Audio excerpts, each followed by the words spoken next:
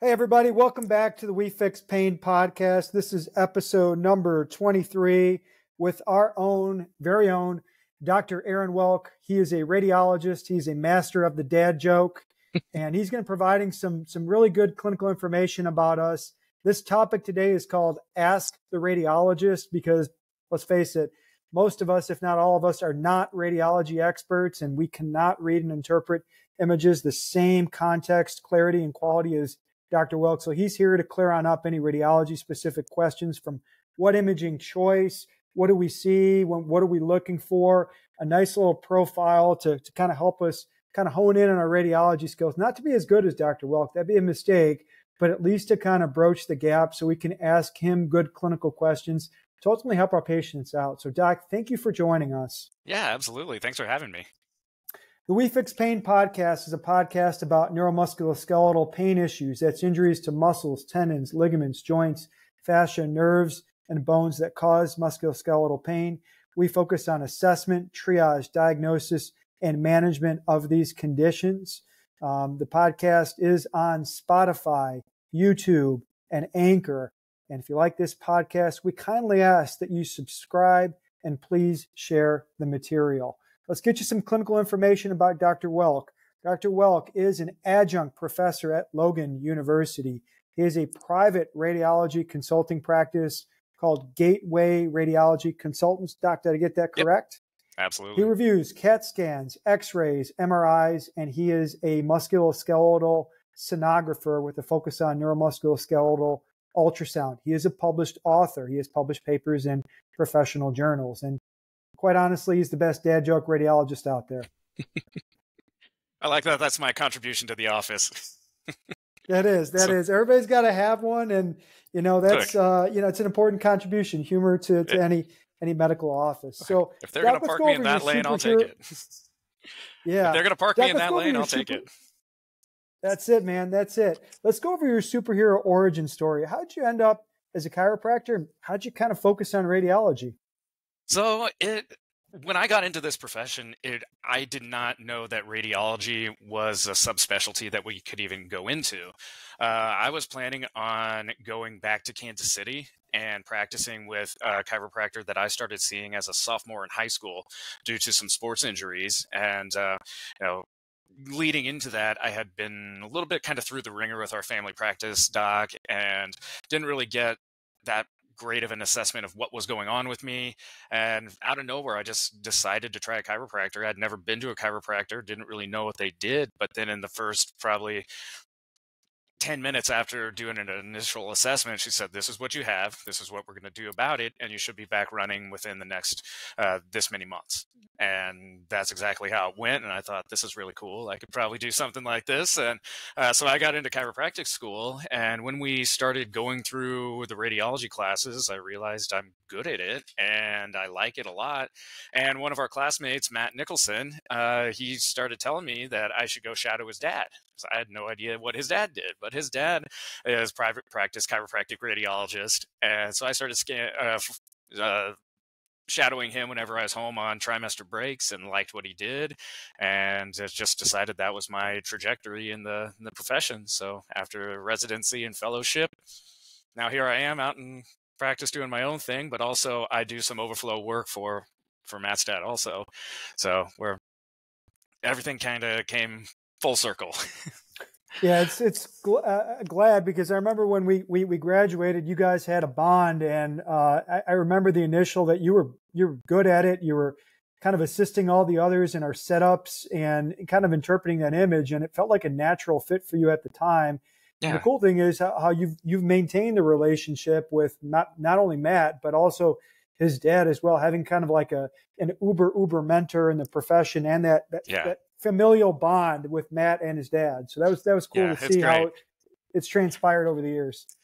They adopted me into the family, so that's it. Christmas and Thanksgiving and all fun family jokes and all that, right? Perfect. Yes. It's been great. I love the working relationship that I have with the other docs that work out of this office, but then also I have great mentors out in the field, and the DACBR group as a whole, it's a small, pretty close-knit group. So everybody once you're in the family, you're in the family. Let's go over the training, because I know most Yeah. people that are listening to this podcast are somewhat familiar with chiropractic training. For those that don't know, chiropractic training is typically anywhere between 3.5 calendar years up to about 5. It is a doctorate program. We do get a basic level of chiropractic medical education, where we focus on conservative treatment of neuromusculoskeletal injuries. But we also have to know about general primary care health issues to make the appropriate referrals to the appropriate professionals. And that's chiropractic training. But what most of us don't know, or most of the listeners don't know, is what is a radiology residency look like? What does the DACBR program look like? What are the intricacies of the process to train to become a chiropractic radiologist? So it's fairly similar to the process that medical doctors go through to become a medical radiologist, where you go through your basic chiropractic training, and then there is an option to apply for a radiology residency position. I got lucky, fortunate, whatever you want to call it. I wanted to stay in St. Louis, so I applied to the Logan Radiology Residency Program. There's a heads-up interview with once they select the people that they want to narrow down, and I was offered the position, so I had that position locked down before we graduated. But then radiology residency training, it's a lot of studying. So it's 3 full years of full time. It's your job. It's pretty much an apprenticeship type position, where you're training all day in radiology, reading x-rays for the Logan system, reading MRIs and things like that for all the field doctors, but also studying in individual subject groups, starting with x-ray physics, MRI physics, then getting into all your musculoskeletal conditions. We train in chest conditions. We train in neuroradiology. And then there's a whole separate board exam at the end. It's a 2-part board exam that's pretty intense. There's a written part, and then there's an oral part that you basically test out with all of the radiology board members. And then at the end of that time, they decide if you're in the club or not. But then Logan is fairly unique in that they wanted to expand the radiology training. So they started a fellowship program where you can train in advanced imaging. The primary focus is on musculoskeletal ultrasound, but also when I was going through, Dr. Kettner would train us, or we would go through articles on advanced imaging, like advanced MRI techniques and advanced CT techniques, and ultrasound also, just more higher level types of imaging techniques that are really subspecialty applications, not your just general typical applications of radiology. So Doc, how does this compare to our medical colleagues in terms of radiology? I'm familiar with your track, but is this an apples to apples comparison from yourself to our medical radiology colleagues, or is yours, the niche focus is musculoskeletal? So how does that track compare? So fairly similar as far as the general radiology training and the training that we get as chiropractic radiologists. We study a lot of the same things. There's a lot of overlap there. One of the benefits for the clientele that we typically cater to as chiropractors, we have the understanding that these patients are most likely going to be recipients of manual therapy. So we have that kind of bias of our recommendations might be based on whether this patient is a candidate for, say, cervical adjusting or cervical manipulation. But so there is that added focus on being able to cater our reports to what the doc receiving that report is going to be doing on the clinical side of things. But as far as the type of pathology that we see, same things are out there. And if a medical radiologist misses something versus if I miss something, we're still held in a court of law to the same level of liability in that realm. But it's just a little different way of looking at things, with a little bit more of a biomechanical understanding as opposed to just purely diagnosis. Gotcha. Let's flip the conversation from the training to the clinical. So You and I graduated at the same time. Unfortunately for you, got to spend 3.5 years with this face right here.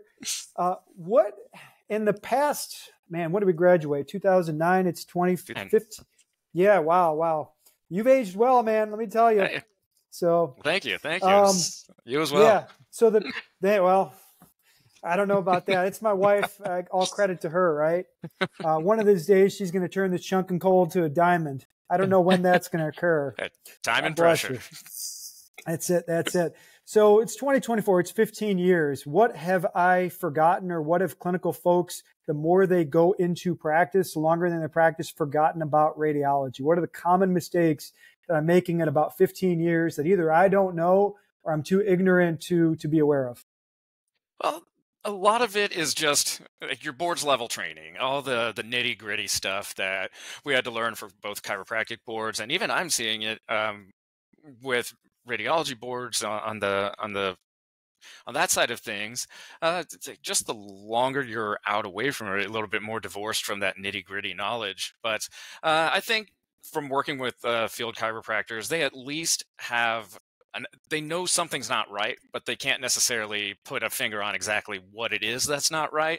So that's where I get to step in a lot of times. But honestly, I don't see a lot where some docs are just completely missing the boat on things. It's usually if they know that they don't know it, that's when they start looking for the help and looking for some additional assistance to make sure, as long as they're centered on patients and the patient outcomes. I've found over the years that a lot of chiropractors are very willing to reach out and ask for additional knowledge if it's something that they don't specialize in, or just something that there may be a out there clinical presentation and I get a phone call saying, hey, what do you think about this? What do you think about this?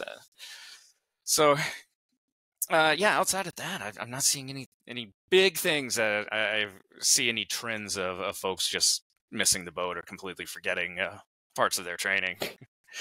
Yeah, I think for me personally, the further I get removed from school, and I don't take x-rays, I'm for the candidate of having imaging centers, and I lean on the radiologist a lot, is I think I lose my search algorithm, my search patterning. I know that when we left Logan, our radiology instructors would, go through ABCs, right? Mm-hmm. And the ABCs are your diagnostic search algorithm to get to the end result. And we may have not had, like you said, a name for a condition, diagnosis for the condition, but at least we could have a standardized approach to say something is not correct. The longer I've gotten out, the more I've fallen away from that. And it's because I've almost exclusively being in, using radiology centers, just from a time and practicality standpoint, I've kind of fallen out of my search patterns and algorithms that were installed in us. I'm throwing myself under the bus, by the way, if you haven't realized it. That's all right. Being in an area like I am in St. Louis, there are multiple options as far as imaging centers, but the major imaging centers around here, they do play very well with the chiropractic profession. The St. Luke's Reyes group that we almost preferentially refer to, almost exclusively refer to, they have chiropractic radiologists on their payroll that will all spinal cases that are referred into one of the St. Luke's groups, they have a chiropractic radiologist read those, and then they have one of their neuroradiologists sign off on it too. So there's a bunch of sets of eyes. I myself can log into their, I can log into their web portal. It's set up for all the practicing docs around here, but if they have a question about a report, I can just log into the portal. I can take a look at it, and if there's something that's not matching up, then they're very amicable to reach out to the field docs and make sure that everybody's still taken care of. That's great. Doc, let's go extreme here. And the extreme is, what are the frequent license stealers that you will see that people have a tendency to overlook if they're reading it on their own? So I just was interviewed by a lawyer at the end of last week about a chiropractic case that was also missed by an urgent care, and she was asking me about why I saw what I saw versus the other medical radiologist that she had in as a subspecialty. But this one was a bad one, where unfortunately it was a thoracic aortic aneurysm that was in the process of actively dissecting, and an urgent care missed it, a chiropractic office missed it, and unfortunately the patient passed a couple days after the encounters with those entities. So those are going to be the bad ones. So anything big misses like that, those are the bad ones. Anywhere uh, during my training, Dr. Kettner always told us there's just 2 or 3 situations that people are going to go after you. It's not the person that dies going after you; it's their family that's mad going after you if you miss something Yeah, yeah. that they can blame for somebody's A demise, little or hard to get at anything you from behind the grave, right? yeah, or anything involving Yeah. kids. That's the big thing. Those are two. Either the family is mad because they feel like their loved one could have been around longer if you had missed, or if you had gotten to that faster, or anything that involves injury or harm to kids. Then yeah, those are the big ones, outside of just your gross negligence or criminal activity that runs through all professions. But yeah, there's been a few that have been kind of big ones that you don't want to miss, and unfortunately, that was one of them that I got called in to consult on last week, and there wasn't much defensible about it, unfortunately. Yeah, yeah. It sounds like a big whoops, Yeah, and definitely. then yeah. And sometimes you don't even think it's an alternative or ulterior motive. I know that personal injury, you always wonder about that. I know this was Mhm. not a personal injury, but this one sounds like Yeah, somebody just didn't do their job that day. yeah, unfortunately. But yeah, those are the big ones, and so I just extra careful of anything involving children, pediatric X-rays. I'm always overly cautious on those, and willing to even sometimes make an overcall saying, yeah, it might be fractured, it might not be, but I'm going to err on the side of caution and say, yeah, this is most likely fractured. I'm a lot more inclined to pick up the phone and call a doc and say, hey, show me the clinical picture on this. What's going on here? Because I think this might be a fracture, but I don't know. 100% sure. But if you think it's fractured on your end too, then we're going to go proceed that route, as opposed to just leave it alone On or that, wait to see. on that note, Doc, does it drive you nuts when somebody sends you some information and they just put on a random diagnosis of low back pain? Like, do you prefer getting like some case information, some case history in there to say, okay, like this is enough for me to not only get the radiology read, get a clinical summary of where the person's at, and then like part 2 of this question, how much depth do you need to help you do your job? Because I usually put 3 or 4 sentences, like a short paragraph. And, some radiologists are like, hey, too much. Some radiologists like, thank you, because it ties the ends Mhm. together. So how much depth do you need to help tie the ends together on a case? So there's a lot to be said with brevity, but I do like having a case history. I have some clinics that will, for personal injury type cases, they'll withhold some information just to make sure that I get a blind read on it. But Mm. then there's other things that have shown up over the years where any clinical information would have been helpful on it. So I had a patient not too long ago that there were some findings on the images that they were symbolic of related to a bladder exstrophy, a patient born with bladder outside of their body. One of the classic Wow. findings of that is very wide pubic symphysis, and that's just part of the dysplastic process that leads to bladder exstrophy. And so there was a patient that had a very wide pubic symphysis. It could be traumatic, it could be congenital, it could be whatever. I call the doc, and oh yeah, by the way, yeah, the patient was born with one bladder inside the body, one bladder Oh, outside of the body. There was some major pelvic reconstructions that had to go on when he was a young kid. So he knew that already, but that I could have saved a phone call if I would have known that right up front. But it's just cases like that where just a little bit of extra clinical information could save a phone call, or could save some time researching things. There's a patient that had some imaging findings of achondroplasia, and then I just call the doc. "Hey, does this patient happen to have achondroplasia?" "Oh yeah. Okay, well, that would okay, explain. I guess things look a little weird. Things look a that little makes weird. sense, because it looks like this patient has achondroplasia. Yeah, I didn't know if I should tell you that or not. It's like, yeah, you should tell me that. I don't need the full narrative.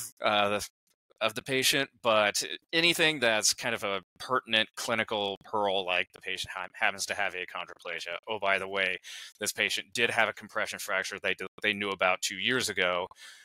Okay, well, because you can't always know exactly if a fracture is acute or subacute, chronic. Sometimes you can't always tell just based on the imaging features, but if it's something that they knew they had 2 years ago, then okay, I'll be a lot more confident saying that this is chronic, as opposed to sometimes I have to leave it as there's a compression fracture, but it's age indeterminate, correlate with trauma history. But if I had the trauma history, then I wouldn't have to put that particular recommendation into the report. So it saves us both a little bit of time. But I do enjoy getting the clinical information. If you like what you're saying, just a few short sentences, that's usually enough, as long as they're giving me the most pertinent information. Doc, flip the script here. You mentioned a couple minutes ago the personal injury front, and you mentioned that some cases they want you blinded. What would be the purpose? The purpose is to have a neutral radiology read because you're like the tiebreaker. Like, what would be the purpose of completely blinding you from any case history? Yeah, it's basically to prevent bias, because if I know this patient was in this type of an accident, or I think it's basically just to remove some of that bias that could potentially pop up, or like padding the report to what the doc wants to hear or what the lawyer wants to hear, and that's so I don't want to be playing to one side or the other, and I don't think on their clinical side of things, they don't want me essentially telling them what they want to hear, that this patient does have evidence of muscle spasm, this patient does have evidence of instability or things like that. So I have to just rely on what the picture tells me to say, yeah, there's probably some ligamentous injury here because of this, and this findings. And then if that's matching with what they see on their side on the clinical picture, then we're both on the same page. So that's what I think is the rationale behind it on some of these cases. Let's flip to imaging choice. There's been a lot of buzz back and forth, and some states have actually kind of come out and made just announcements. You can or you can't. And the topic at hand is some states, the initiation of a contrast procedure squarely does not fall in the scope of a chiropractor because the dye itself is a radioactive material and therefore a medication. Mm-hmm. Some states, on the other hand, is no, you can recommend the arthrogram. Mm-hmm. Some states don't, or some thought purposes, well, the arthrogram may be an obsolete procedure because the imaging at 3T is significantly advanced enough where we don't need the contrast. What's your take? When is the appropriate use of contrast as in an arthrogram? When can we get away with a 3T? When will 1.5T suffice? Let's dig into that topic here a little bit. Sure. So with the use of contrast, at least in our area in Missouri, we really don't have any issues getting that approved. The hospital system that we typically refer to, they specifically ask on their order form contrast or no contrast. And if it comes down to the insurance company doesn't want to authorize it because a chiropractor said that this is what the patient needs, they just have one of their radiologists sign off on it and approve it that way. So then there's no issues with that. Professionalism, right? We know you need it. We'll take care of it. Yeah, we know it's required. We'll take care of it. Yeah. So with 3T, that has definitely upped the game as far as being able to see smaller things with a lot better detail than with 1.5. 1.5 is still, as long as you can get into a closed bore magnet, 1.5 is still your kind of base level. It's not, 3T is not always available in every area. Contrast definitely does help with seeing labral tears of the shoulder, labral tears of the hip. So it still is considered the gold standard. What's even better is situations where you have the availability of a 3T magnet and you can get contrast on top of it, then labral tears and things like that aren't hiding very easily if they're subtle. But A lot of it kind of comes down to availability in your area. Unfortunately, there are still situations where, based on state boards, contrast may or may not be allowed to be recommended. But at least in our area, there's really no worry with that. But every time I see 3T images, it's always kind of blows me away that how much better it is than 1.5. And then if you get into some of the research images coming out of some of these hospitals that have 7T imaging, and Oh, wow. Dr. Kettner was showing me a case that I believe it was one of their experimental magnets coming out of Harvard, that it was a 7T brain MR, and just the clarity and the slice thickness, it was really impressive. We don't see that all the time with just your standard images coming out of a standard imaging centers. Yeah, it's like the Lamborghini or the Ferrari of the imaging world, the 7T. Yeah. Yeah. Unfortunately, the time to acquire those images, the higher the magnets, it takes longer to acquire those images. So it's a trade-off over image quality versus patient throughput. And right now, 3T is definitely where things are progressing too, but 1.5T magnets are still heavily gold standard used. Yeah. It's the standard, right? I shouldn't say gold standard. It's the standard right now. Minimum's 1.5 T. Where are the open bore magnets at these days? Are they still 0.5? Open, usually around open 0.7. Ones? The ones around here are around 0.7. Yeah, they're getting better, but again, it comes down to the architecture of the magnet. The closed bore gives you a more homogeneous magnetic field, and it just works better with a closed bore. But there are situations that open bore is your only option, and you kind of take what you can get out of those. Yeah, we had a case not too long ago where we had a patient that had severe claustrophobia. They had tried an MRI before, and after like 30 seconds, and then it became a choice for, like we talked to her about going to her PCP or contacting the radiologist for a 1-dose anti-anxiety medication. Yep. And she's like, I tried that before. That still didn't do it. So it became an anesthetizer or open dose magnet. And I was like, that's out of my scope of practice, the anesthesia. So I do think she ended up, because of the nature of, we were suspecting shoulder labral pathology, it'd be 0.5 with an arthrogram, or, close. And I think she went the route of going with the anesthesia, and that creates all other complications. Definitely. So, but but at that point, it was out of my hands. Yeah, unfortunately, sometimes your hands are tied, the options are limited, and you just kind of have to go with what you have to go with. Yeah. Let me ask a couple follow-up questions here. So what is the proper utilization of musculoskeletal ultrasound? If memory serves me correct, we're not visualizing the labrum. We talked about the labrum of the hip, labrum of the shoulder. We can visualize structures of like the rotator cuff. We can visualize potentially structures inside the knee, potentially structures of the foot. So where does the rubber meet the road where ultrasound stops and we have to go with advanced imaging like an MR? So my general rule of thumb when somebody's asking me about shoulder pathology, hip pathology, is that for the most part, the labrum is a blind spot in the shoulder. We can see a little bit of the posterior labrum, but as far as diagnosing labral tears, it's fairly difficult. You can't see the superior labrum at all. Anterior labrum is a little bit too deep to be able to get to. So labral tears around the shoulder, if that's on the table as far as a diagnostic potential, then I'll default to shoulder arthrogram. Same thing with the hip. If there's a concern with labral pathology, I can see the anterior labrum a bit, but if they're more concerned about that and it's something that's severe enough that it's probably going to be a surgical case, I'll default to MR arthrogram for those cases also.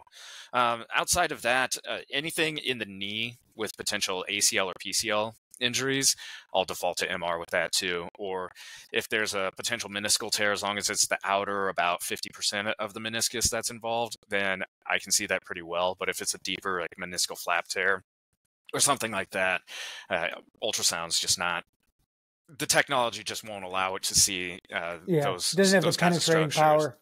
Yeah.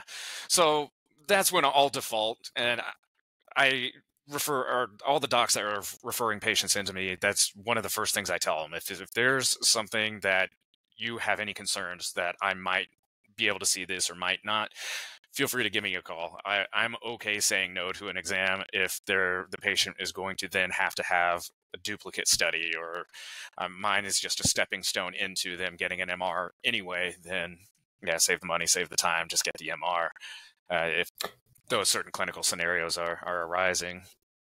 But so what cases are coming your way where field docs are asking you to perform the diagnostic ultrasound? What cases are you typically seeing that are sent to you? So the docs that I work with in office, they see a lot of athletes. One of the docs is very heavily engaged in the running community. Another of the docs were into the CrossFit community for a while, and so we do see a lot of weekend warrior type injuries, like overuse injuries, tendonitis, tendinosis, bursitis, rotator cuff tears are very frequent. And then some of the more wild out there injuries, ultrasound is really good at seeing rib fractures or costochondral injuries. And Oh, wow. we published a case series out of Logan just showing a couple of examples where we had patients with plain film x-rays and they were read as negative because we couldn't see the fracture, take them over to ultrasound.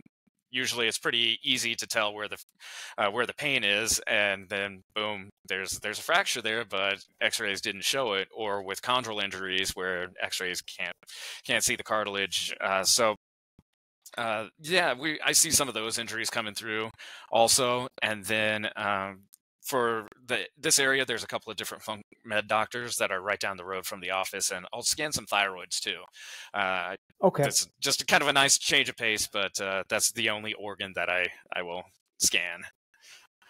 I was wondering when you said the athletes, if you had any football players with any internal abdominal injuries, because I have done, I'm an athletic trainer by trade, a couple sideline assessments, and we had a ruptured spleen and, oh yeah.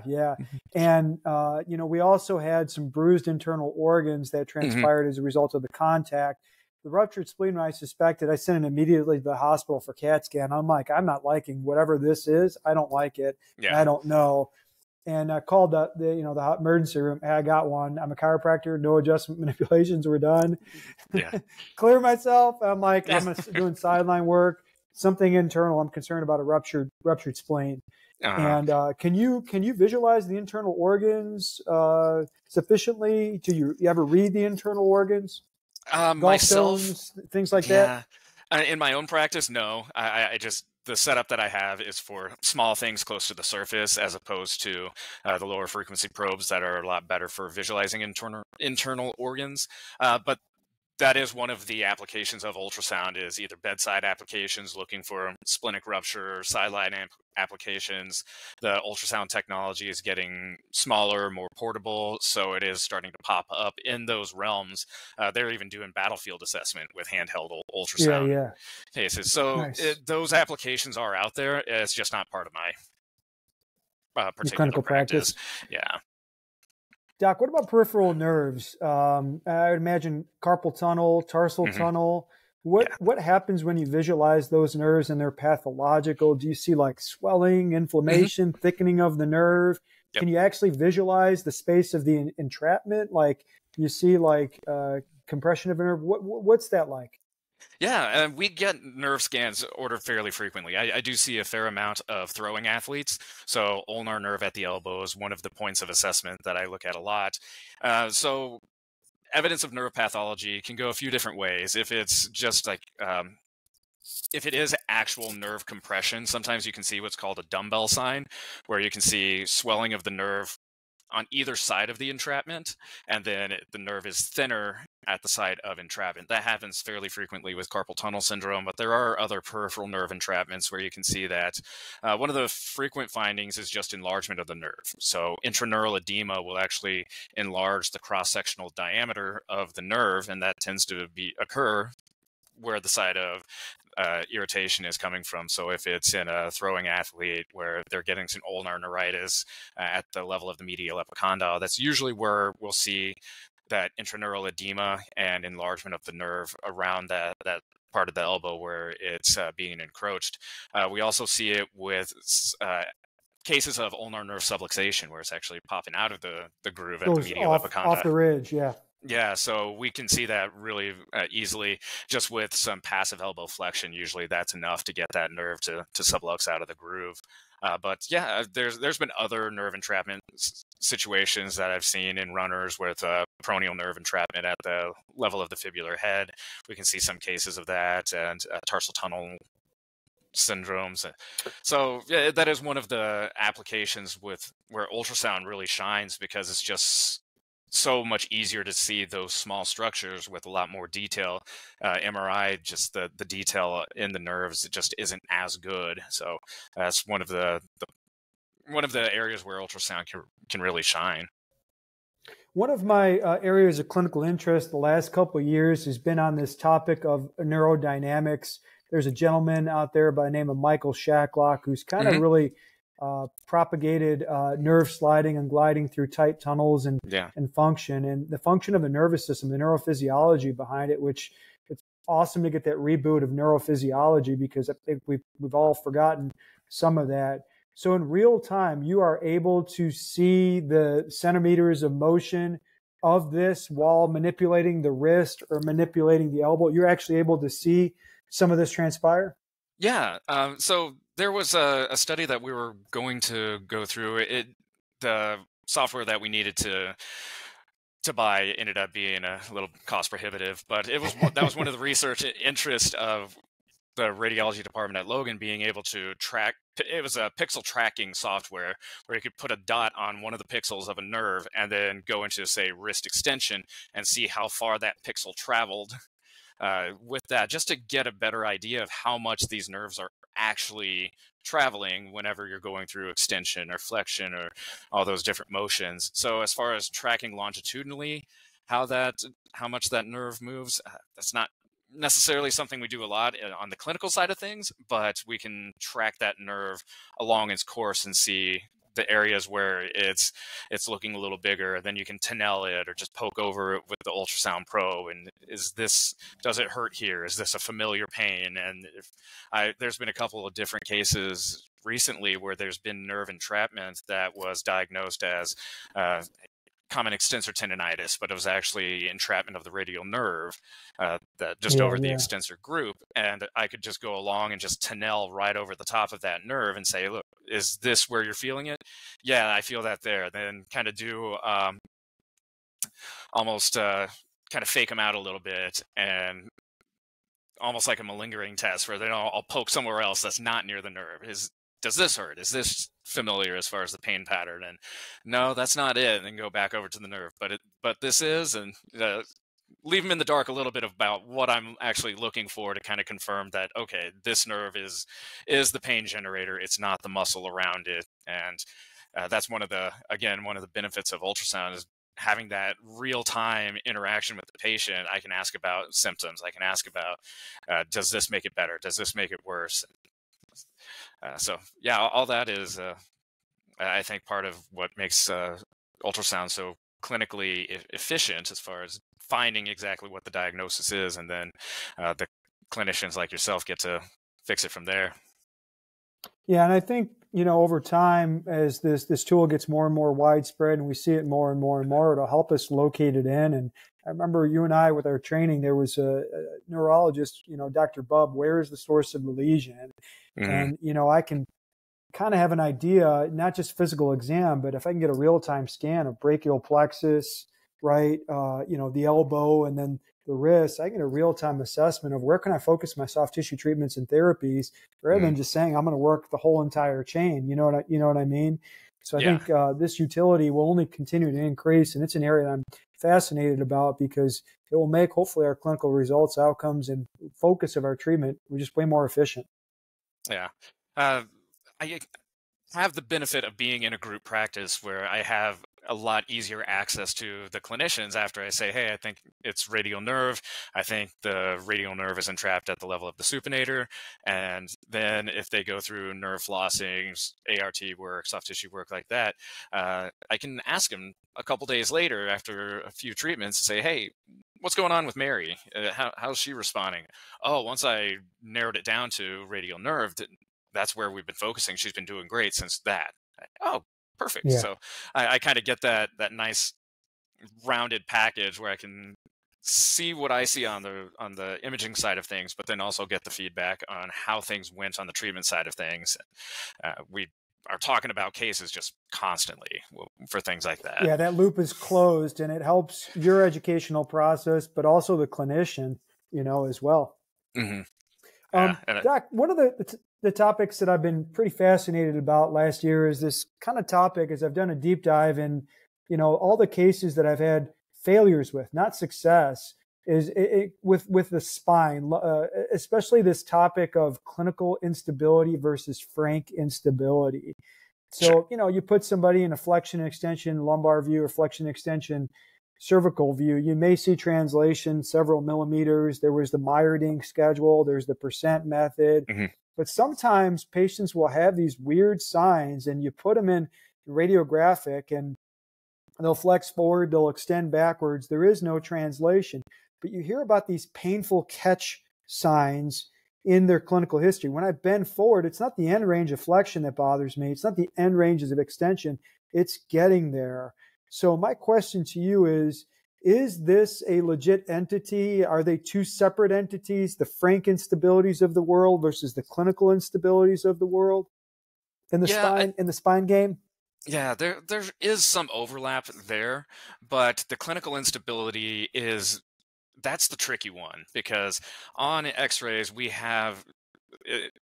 can rely on the specific measurements that are set out by AMA impairment ratings, and if it's past this many millimeters of motion, then this is your frank instability. This is most likely going to be a surgical case where somebody has to stabilize a grossly unstable segment. But that clinical instability, where we don't have the black and white numbers that say, yeah, this is frankly unstable. But I've seen it a few times where I will see a patient with flexion and extension films. Yes, there is some evidence of motion or maybe some intersegmental hypermobility, where it's moving a little bit, but not up to where it's frankly unstable. I see those, and then I've asked clinicians with those cases also, how are they responding? What's their clinical picture like? And it's vague. It's usually post motor vehicle accident when they're taking the flexion and extension films. So is it because of muscle injury? Is it because of maybe some mild ligamentous injury that they're just moving around a little bit too much, but it's not to the level of frank instability? I do think those are separate entities, though, from especially from feedback from the docs as well. And over the years, I've actually argued with, politely argued, I should say, because it sounds quite coarse, with our medical and chiropractic colleagues, and like, hey, there is no instability. Why'd you write that up in your note? And I was like, you're describing frank radiographic instability, which is, in my opinion, a separate entity. And how do you know? Well, you've ruled it out on the exams. And then what's the holdup? The holdup is you've got ligamentous damage, and then they can't effectively pressurize to stabilize. Pressurize, whether it's intra-abdominal pressure to stabilize the cervical or lumbar spines. So they get what's called a painful catch sign. When they flex mid-range forward, they get a little micro movement, but when you put them in the end range to shoot the x-ray, it's not there, right? Yeah. So, often the clinical history, at least what I've found over the years, is that it's the mid-range movements. They usually get a painful clunk sign. There's several diagnostic clusters out there that help differentiate it. But a lot of times we never go through, whether it's chiropractors, physical therapists, orthopedists, physiatrists, all the recommendations, all the testing, physical exam procedures in the history, and put the pieces together to say, you don't have frank instability, you have clinical. And then what should they do? Progressively learn how to stabilize, which when you teach somebody stabilization, man, that's weeks to months. And we sell it like we're going to do this manipulation, this soft tissue work, you're going to feel better, 2, 3, 4 weeks, easy peasy. And that with these cases is not the case. And they get spun up and stuck in a loop of over medicalizing it and injections, medications. Well, you may need surgery. And for what? You're not frank unstable. So yeah, that's my evolution of the last 15 years on that topic. And I'm just wondering, if it's discussed in your radiology training, like, hey, there are shades of gray here, or it's frank or it's not, you know? Yeah. So that's where the clinical picture has to come in, because if it's not just clear black and white, this passes this many millimeters of measurement, that's the threshold for instability. But if a lot of these cases, it's interesting. I was reading over some articles on instability, just prepping for this, and what they were saying in one of the articles was that cases that aren't frankly unstable, if they go in and then stabilize it, surgical fixation, those patients don't get much better. So it's situations where, yeah, clinically it's acting unstable. Somebody's going to go in there and make something that's moving too much move or move less. There we go. And then turns out those patient outcomes aren't really that great. So yeah, I think Yeah. it's more of a physiologic dynamic entity that does require either non-surgical stabilization or retraining of movement patterns to avoid painful movements and get them into a lot more healthy movement patterns. Yeah, there was a really good article a while ago that I showed one of my medical colleagues, written by one of our colleagues, Brandon Steele, Yeah. and Cairo Up. And he put together a diagnostic cluster information on that for this clinical instability case. How do we find it? How do we assess it? What do we do with it? And when I showed my medical colleague that, he's like, that makes absolute sense. And I was like, it's not a journal article, but it's just clinically, like when you go through like the rule out, you don't have frank and you have these catch signs and you layer in the physical exam. And he's like, well, what do we do with it? Like, I'm not going to send this to a surgeon knowing this. And it's like, these are the person that need months and months and months of motor retraining. And there is no quick solutions to get from A to B. There is no hacks. So yeah, it was really interesting. And that's something over the last couple of years, how many failures did I have before I got to this conclusion? So sure. Let me ask a question. Let's go with when things don't match up. Like, I'm sure, you've read images, you've seen some clinical history from clinicians, and you're getting the spider sense that things don't match up. What do we do? Do we go right to the image? Do we go to you first? Do we take a step, pause, and reassess our findings? Am I actually seeing what I think I'm seeing? So what happens when things don't make sense? Yeah. So depending on the clinical scenario, that's one of the benefits that I have of being in a practice with some really smart practitioners, and we have the ability to collaborate back and forth. Hey, this patient's presenting with this particular sign, and like, what do we do about it? So sometimes the answer is imaging. So there's been some very odd clinical presentations that we've had over the years. So one that comes to mind is a patient that just had numbness of the lips. Okay, just lip paresthesia with nothing that really brought it on. It just kind of showed up over time, or just other cases that have migrating paresthesias that aren't making sense for a particular disc level or a particular peripheral nerve. Those cases, unfortunately, in most of those cases where it's been a very odd, vague, migrating clinical presentation, a lot of those have been MS cases that were just not, they didn't read the rule book for how to present with MS. But so in those situations, a lot of times we do, if the clinical picture isn't making sense, default to imaging. But then things get a little bit more convoluted if imaging looks okay. And so then it's, okay, do we step back and do another clinical assessment and start thinking outside of the box about less common entities that could be showing up as this particular clinical presentation? Or sometimes the answer is more imaging. Well, either we imaged the wrong place, or we didn't image it well enough, or situations like that have sometimes come up where, look, plain films look okay, but I don't understand. Nothing that we have on the clinical side or the imaging sign is explaining what you have. Let's step up the ladder to a more advanced imaging technique. So unfortunately, there's been a few cases that the spidey sense was going off for the clinician. The images were incorrectly interpreted, and then getting a second opinion on the image interpretation suddenly changed the entire clinical picture. Mm. One case that comes to mind was a patient that one of my colleagues was treating. Pain presentation seemed musculoskeletal, but the treatment response wasn't there, or she would feel better for a little bit and then it would come back, to the point where he finally pulled the trigger on imaging, and unfortunately the images were read as osteitis condensans ilii, but the sclerotic lesions around the ilium were actually metastatic breast cancer. And, oh, by the way, on the clinical picture, she had this golf ball sized mass in her axilla that she wasn't telling anybody about. And she also had a family history of breast cancer. And suddenly, okay, everything makes sense. Now we need to work. Yeah. So, yeah. And then you got to move quick, right? Like at that point, we got to move quick, right? Yeah. So unfortunately, those cases do show up. But yeah, I default to trusting the spidey sense. If things aren't matching up, sometimes it can be as easy as just asking somebody else and just saying, hey, this is what I'm finding on my end.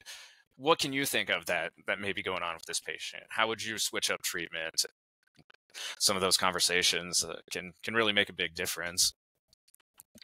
Last two topics. One of the things that I've become more and more aware of, when I went through my master's and bachelor's athletic training curriculum, we were starting to find out about labral injuries. I mean, they had always been there. It wasn't really discussed in the textbooks and the trainings. And I mean, you may know better than I, how many different types of labral lesions are there in the shoulder, and how many different types of labral lesions are there in the hip?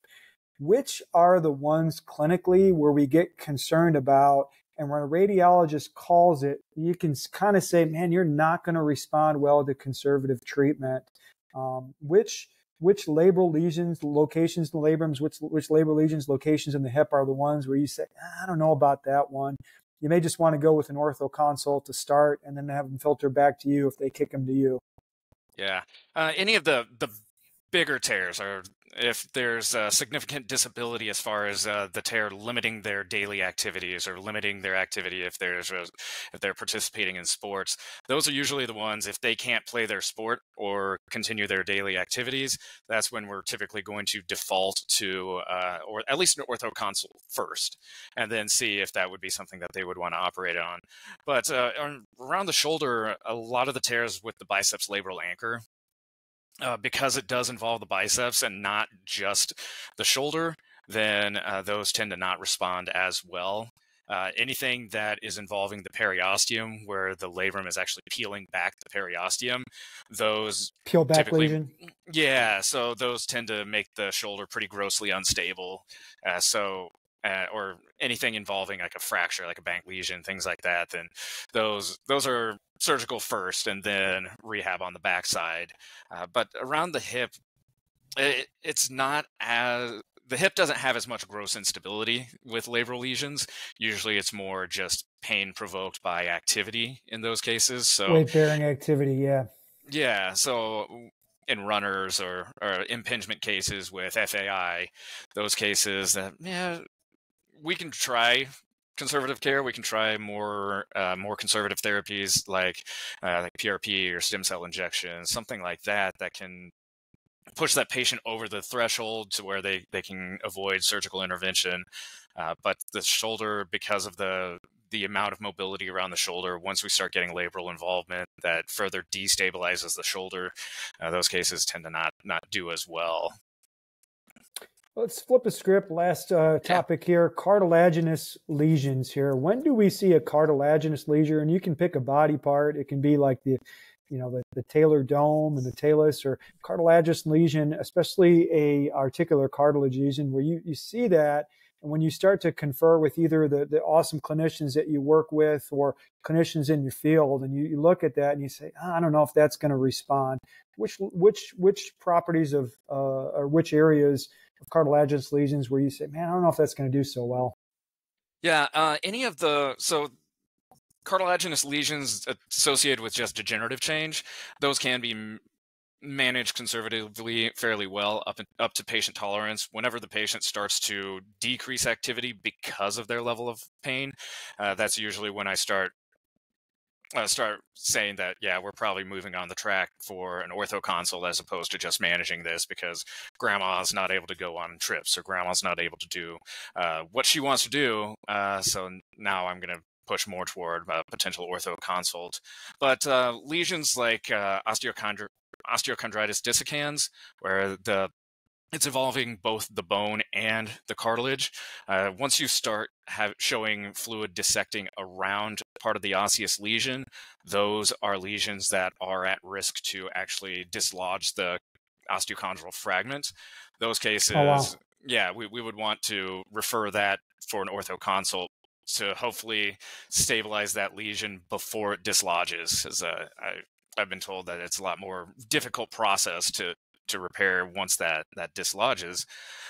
So any of the osteochondral lesions, whether it's in the elbow or in the knee, those I tend to be a lot more aggressive with telling the clinicians, yeah, we should probably get an ortho consult on this one, and at least Do you see state that in your report or in your in your interactions with the clinicians, like straight up, like ortho consult may be recommended, or do you call and you basically say you probably want to go for a consult first? How do you broach that? Yeah, so I don't necessarily want to tie the hands of the clinician in the actual formal document. If it's something that needs to be said in the document, then yeah. Or if I call the clinician and say, hey, I think this is going to be an orthopedic case as opposed to a conservative management case, if they'll say, hey, could you put that in the report for me, because that will help me get the insurance authorization to get them into somebody faster, then I'll gladly do that. But if they're like, we might manage this conservatively for a little bit longer, just see how they do, then if I put this needs to go to ortho, but then they don't, then there's some discrepancy in that. So I try not to put that in there unless it's clearly going to be an orthopedic case. But if it's something that, most likely this is going to be an orthopedic case, but I'm not going to specifically say that directly in the report. So Gotcha. yeah, it depends on the clinical conversation that I get to have with the doc and what they're looking for and how they think the patient's going to respond. I've had a couple conversations with local radiologists, and I was actually pleased and thrilled that they would actually pick up the phone and call me about disc bulge, disc herniation with caudal migration, and what kind of symptoms does she have? And like, listen, like she's in extreme pain, but we don't have any significantly aggressive or progressively worsening neuro symptoms. And like, you may want to get a neurosurgical consult. It's just not a good thing. And I called the patient up. I'm like, I just talked to the radiologist, and we're going to err on the side of caution. And thank you for telling me this, because instead of wasting potentially 3-4 weeks in treatment, sure, we're going to make sure we get you to the source. So I actually appreciated it. And I told him, like, hey, you got the radiologist looking out for you, you got me looking out for you. It was a win-win. And the radiologist basically told her, as I did when the radiologist, did that, and I looked at the MRI, it was like, you've got disc, extrusion with caudal migration here. You have free floating fragment. It is very painful, but there is a 60 to 70% chance if you wait it out for a year, you're going to get a very favorable outcome. Mm-hmm. The neurosurgeon is going to talk about removing the fragment, and you may get to the end destination quicker. It does involve back surgery, but you need to hear this from him, not me. So it was awesome when they followed through with the phone call to kind of close the loop on me here. So yeah, it makes you look better. It makes everybody else look better if we have that type of collaboration common across interest. These across these specialties. And common interest, the patient.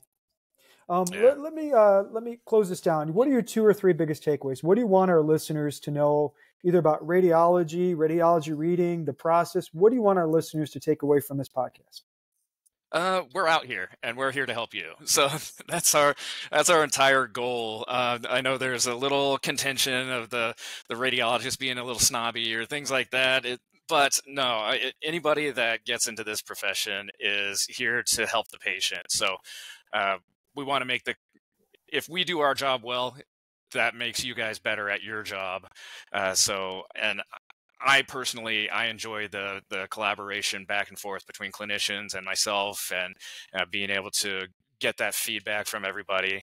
But that's basically the big thing, is that we're here as a resource for clinicians. You guys are the frontline people, but we're the nerdy darkroom people. But we can offer some good insight on the clinical side of things too. You're like Vanilla Ice. You like to stop, collaborate, and listen. Yes, I like it. All right. Any upcoming conferences or seminars? Anything that you're doing from a teaching standpoint coming up?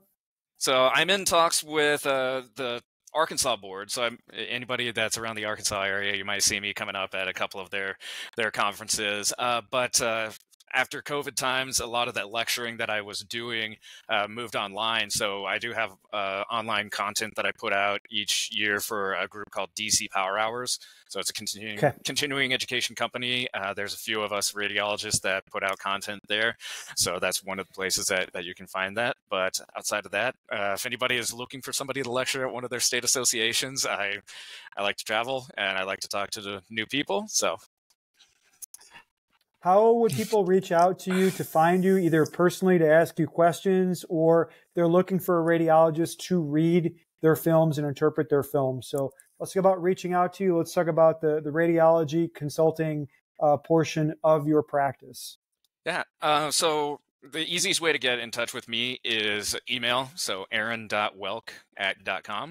But any new clients that I bring on board, they usually are contacting me through email. I have a Facebook page for Gateway.